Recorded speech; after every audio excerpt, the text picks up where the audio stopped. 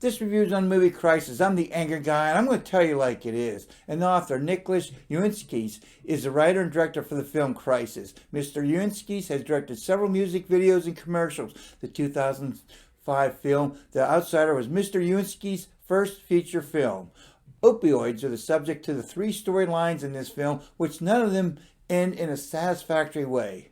What do you expect when you're dealing with a very addictive compound and life-changing amount of money? This film is not like the movie Traffic. The three main characters do not intertwine during at the end, or some don't even know the other exists. In fact, one storyline explains the corruption of FDA and Big Pharma. The film Crisis had a great cast, and if the narrative would have been done several times before, it would have been a compelling film to watch. The story starts out with a mule runner of opioids, Cedric, who got caught and killed by the Royal Crown Mounted Police on a mule route between Canada and the United States, which they never knew about until recently. Back in the States, Claire, an addict herself, found out her son died of suspicious means. Long story short, Claire found out her son was friends with Cedric by way of hockey camp he went to in Canada. So being a mother like a dog with a bone is going to find Cedric or his boss and kill him or kill them both.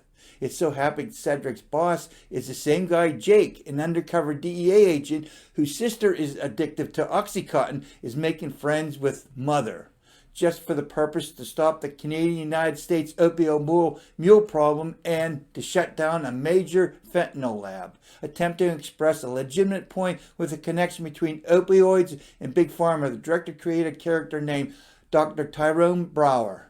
Dr. Brower is trying desperately to create a pain-relieving drug that isn't so addictive to the public. At the last minute, Dr. Brown finds out something horrifying is wrong with his new drug, Carillon. The problem is FDA is ready to approve his new drug, and the major corporation who is funding his project wants to give him $800,000 more so he could sign off on his recently new drug and, of course, for his new project. Out of an alphabetic score, I give the film Crisis a C+. The film was convincing most of the runtime. The acting was a solid B. The photography was crystal clear. Realized it would be a long stretch for the film to end in a happy ever after movie, and didn't expect there would be. I just needed more justification. I came away from the film with the same ideas I had before I watched the movie. The film proved in what I believe the FDA, powerful companies, and how the real world works is all about money, money, money. My justification is what I believe. With prolonged opioid use, the brain begins to stop producing some neurochemicals and hormones, so your brain starts to rely on the opioid to provide them. This can cause a person to lose some of their ability to cope with pain naturally.